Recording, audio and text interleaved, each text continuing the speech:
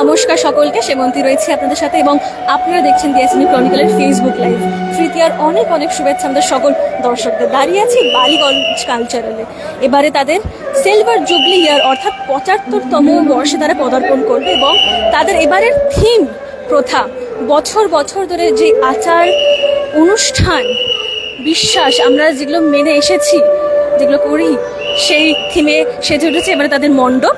আমি কথা বলে নেওয়ার চেষ্টা করব, আমাদের কর্তৃ রয়েছে এবারে। তার আগে আমি দেখাতে বলবো কি অপরূপভাবে প্রতিমা সেজে উঠেছে এবারে।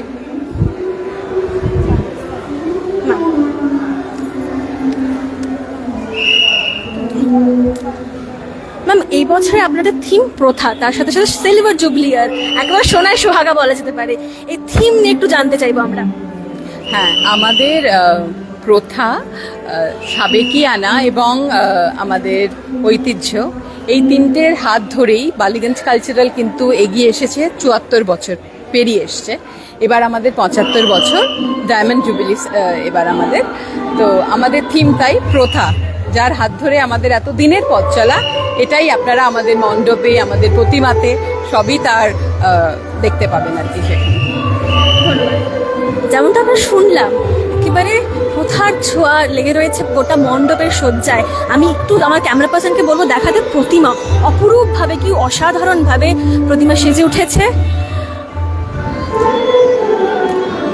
দক্ষিণ কলকাতার আবার খুব নামকরা পুজো বালিগঞ্জ কালচারাল, এবার তাদের ৭৫তম বর্ষে পদার্পণ করলো তারা। যেমনটা আমরা দেখলাম, আগামীকাল একেবারে জলমগ্ন গোটা কলকাতা, কিন্তু মানুষজনদের উত্তেজনা আমি একটু দেখাতে বলবো ক্যামেরা পার্সনদের, কিভাবে মানুষজনরা মেতে উঠেছে পুজোয়। বৃষ্টিকে হার মানিয়ে, সবকিছুকে হার মানিয়ে মানুষজনরা একেবারে মেতে উঠেছে দুর্গা পুজোয় উচ্ছ্বাসে।